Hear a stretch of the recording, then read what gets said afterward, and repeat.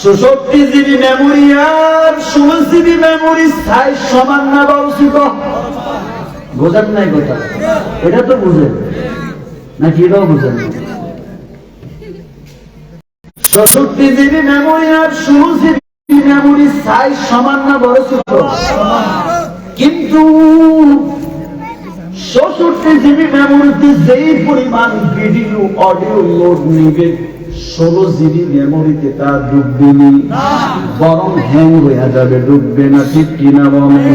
এরে মানুষ, তোমার আমার আল্লাহ ব্রেন দিছেন পৃথিবী থেকে ১৩ লক্ষ গুণ বড় সূর্য। এটা তোমার আমার ব্রেন দুর্বল দুর্বল। এই দুর্বল মেমোরি দিয়া ১৬ জিবি মেমোরি দিয়া ১২০ জিবি মেমোরির সাথে টাক্কা দিলে চলে না। ১৬ জিবি মেমোরি সমান ১২০ জিবি মেমোরির চাইজ সমান, কিন্তু ১৬ জিবি মেমোরি ১২০ জিবি মেমোরির সাথে টাক্কা দিলে চলবে না। এর মানুষ তোরা বড় দুর্বল। আল্লাহ কোরআনে বলেন ওয়াখুলিকাল ইনসানু দাঈফা। এর মানুষ অহংকার করিস না, বাহাদুরি করিস না, ক্ষমতা দেখাস না, সম্পদের গরম দেখাস না, শরীরের গরম দেখাস না, শক্তির গরম দেখাস না। আমি আল্লাহ তোদেরকে দুর্বল করে সৃষ্টি করেছি। আপনাদের এলাকায় কুকুর আসেনি? শীতকালে কয়টা কম্বল কিনছে, কয়টা লেপ গায়ে দিছে? হ্যাঁ, জুতা তো আছে, বিল্ডিং এ শুয়েছে, বক্স খাটে ঘুমাইছে। না না, তুমি আমি যে বাহাদুরি করো একটা কুকুরের থেকেও তুমি আমি দুর্বল। জুতা ছাড়া তুমি আর আমি ঠান্ডার মধ্যে হাঁটা যায় না, শীতের মধ্যে কম্বল লেপ গায়ে না দিয়ে ঠান্ডায় ঘুম আসে না, জ্বর ঠান্ডা লাগে। কিন্তু দেখ একটা কুকুর, তার এক জোড়া জুতাও নাই, ওর গরম নাই, থাকার জায়গা নাই, বরং কুকুর ঘুমায় মাটির মধ্যে। ঠিক কিনা? অহংকারী দেখাস না রে মানুষ। আপনাদের এলাকায় কুকুর যেটা মহিলা কুতুন্নি, 7টা বাচ্চা দিয়ে বছর কয়টা? জোরে কয় না? এ কুতুন্নি কয়টা বাচ্চা দিয়ে বছর? 7টা বাচ্চা দিয়ে মানুষদের মাত্র একটা। আল্লাহর গোলাম, একটা বাচ্চা বছর দেয় ভিটামিন, আয়রনের ওষুধ, ক্যালসিয়াম, ডিম, দুধ, আবার আলতা, আবার ঠান্ডা পানি করা যাবে না, বাড়ি কাজ করা যাবে না। এরপরে আবার হওয়ার 3 দিন আগে হাসপাতালে সিট হয়ে ঘুমাইয়া তাকে সিজার করা ছাড়া বাহির করা সম্ভব না। ঠিক নেই? আর একটা কুতুন্নি বছরে বাচ্চাদের 7টা, ওর ডিম নাই, দুধ নাই, ক্যালসিয়াম নাই, আয়রনের ওষুধ নাই, ভালো খানা নাই, থাকার জায়গা নাই, হাত খাই। এর বড় কোন হাসপাতালে যায়নি কোন কুকুর বলেন ডাক্তার আমার গর্ব, আমি প্যাকেট, আমার ক্যালসিয়াম দেন, ডিম দুধ দেন, বলেন?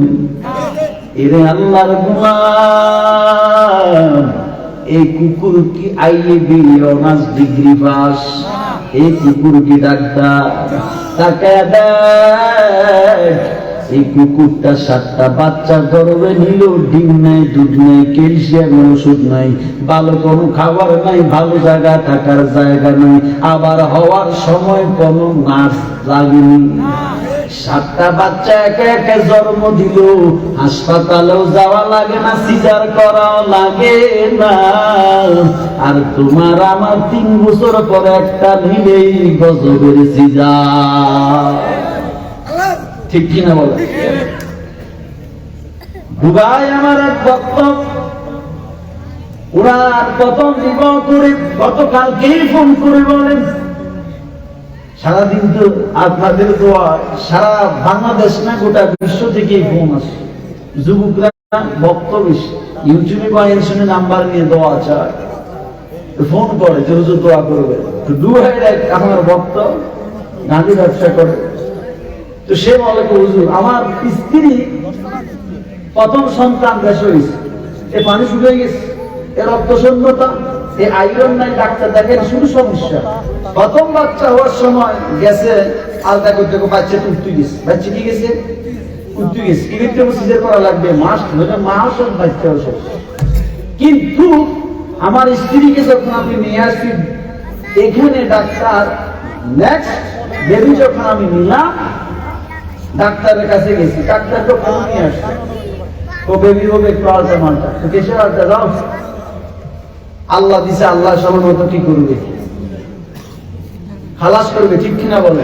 আগের দিনে মা বোনরা তো এই চিন্তাই ছিল নাকি, ডাক্তার ছিল না আগে, কবিরাজের কাছে গেছেনি, তো আগের দিনে মা বোনরা বিয়ে পাস, 100% বেশি চালাক, কি বলেন না, এক লাখ বেশি বুঝে এমবিডি আল্লাহ রহমতে, এমবিডি আরো হলে দিতে পারে, ও এত আগের দিনে মানুষ কিতে বুঝে, আমি তো একটা বুঝে আমাদের তাদের গরিবের কাজ হাসপাতালে যায়, এতটা 8 টাকা দিয়েছে ওর কারণ লাগে না, ওষুধ কি জিনিস করতে পারত না, সংসারের কাজ বেশি ছিল না কম ছিল আগে, কয়টা ফ্যামিলিতে বছর আগে গরু গোস্ত খাইতে বলেন তো, গরিব যারা এরা তো বছরে একবার বাটার গোস্ত দিলে কদ্দুর বাগে পাইতো, ঠিক কিনা বলেন। আর অধিকাংশ যারা পয়সাওয়ালা তারা অথচ মেহমান আসলে গোস্ত, ঠিক কিনা বলেন। আর ফল টল যদি কেউ বেড়াতে যায় তো সিজনে ফল থাকলে আধা কেজি এক পা, ঠিক কিনা বলেন।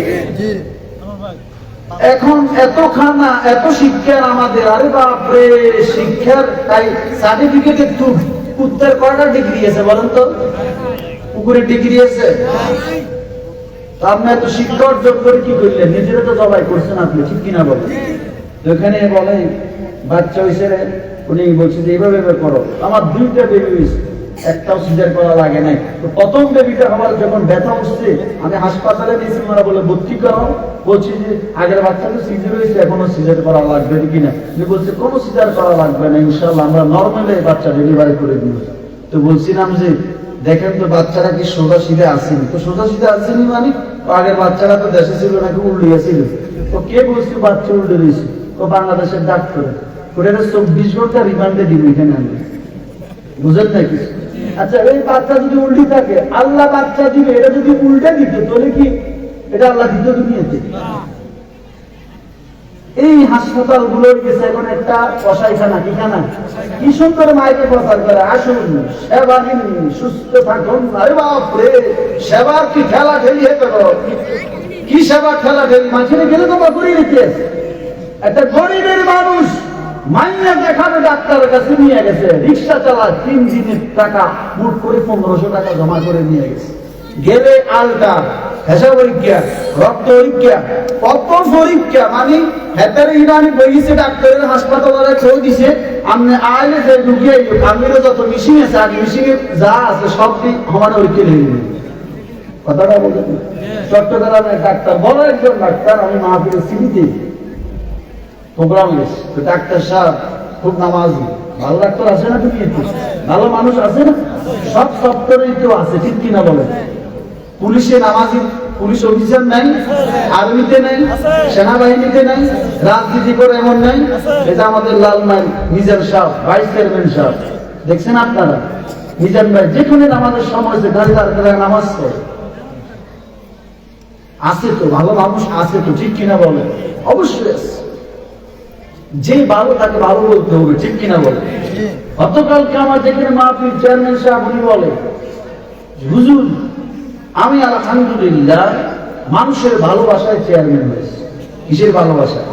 মানুষের ভালোবাসা। সারা বাংলাদেশ যায় দেখি তো আলহামদুলিল্লাহ ভালো মানুষ আছে এখনো, নইলে আসমান ঠিক থাকতো না, ঠিক কিনা বলে। এরে আল্লাহর গোলাম,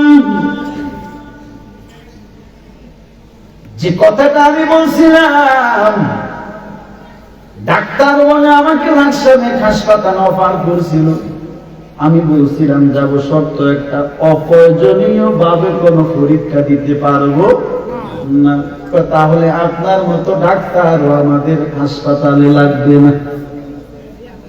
কারণ হাসপাতালে গেছেন, যারা গেছেন তারা বুঝছেন কি পরিমাণ আমাদের হয়রানি, কি পরিমাণ আপনারা হবে জায়গা, সেবার নাম দিয়ে যে কি পরিমাণ ডাকাতি করতে আছে, ঠিক কিনা বলেন? বহির বিশ্বে কোথাও এত সিজার নাই, বাংলাদেশে এখন 95% জন নারীর সিজার, ঠিক কিনা বলেন?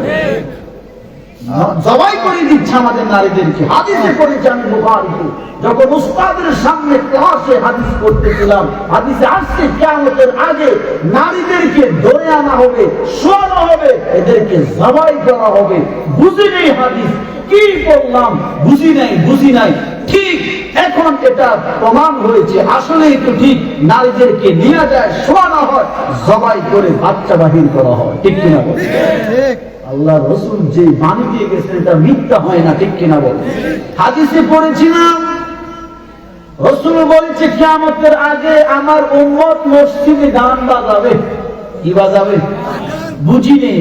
আরে মানুষ মুসলমান মসজিদে গান বাজাবে, হাদিস মাথায় ঢুকে নাই, বুঝি নাই। ১,৫০০ বছর পরে ঠিক এটা সত্যি হলো। নামাজে মসজিদে নিয়ত বাদিত, পিছনে শুনে চতুর্থ কাতারে গানের আওয়াজ, রিংটন বাজে, ঠিক কিনা বলে? কেন তুমি গান ছাড়া, মুসলমান মোবাইলে গান ছাড়া অন্য গজল সঙ্গীত নাই? যেরকম নাই। সুদ ছাড়া হালাল ভাবে ব্যবসা করার সিস্টেম নাই? আপনি হারাম খাবেন কেন? যদি আল্লাহ পাক সুদ ছাড়া হালাল ভাবে ব্যবসা নিষেধ রাখতেন তাহলে না আপনি সুদ খাইতেন। যেহেতু আল্লাহ ব্যবসাকে হালাল করছেন, আপনি ব্যবসা করে সম্পদ বাড়ান, সুদ খাওয়ার দরকার কি? ঠিক কিনা বলেন? সুদ হালাল না হারাম? জোরে বলেন। কি মনে কষ্ট নিতেছে? কথা কি গায়ে লাগতেছে? মনে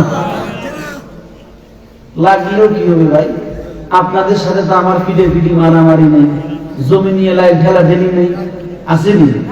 আমি তো চাই আমি যুবক হইয়া দাঁড়িয়ে আছি, টুপি মাথায় দিয়েছি, পাঞ্জাবি গায়ে দিয়ে নামাজ পড়ার চেষ্টা করি। আমি চাই আপনিও যুবক, আপনিও আমার মতো হয়ে যান। হুজুর হওয়ার দরকার নাই, আপনি যেই লাইনে আছেন এই লাইনে ইবাদত করেন, ঠিক কিনা বলেন? ডাক্তারের মধ্যে নামাজি আছে না নাই? ব্যবসা করে নামাজি আছে না নাই? শ্রমিকের কাজ করে নামাজি আছে না নাই? রিক্সা চালায়, ভ্যান গাড়ি চালায়, এমন ব্যক্তি নামাজি আছে না নাই? বরং দেখি অনেক জায়গায় আজান হয়ে গেছে, রিক্সা চালক রিক্সাটা দাঁড় করাই নিয়া কোমর থেকে গামছা নিয়া উজু বানাই না বান্দা মসজিদে ঢুকে নামাজ পড়ে। আল্লাহর বান্দা যদিও গরীব, তার ভিতরে আল্লাহর ভালোবাসা মহব্বত আছে না না?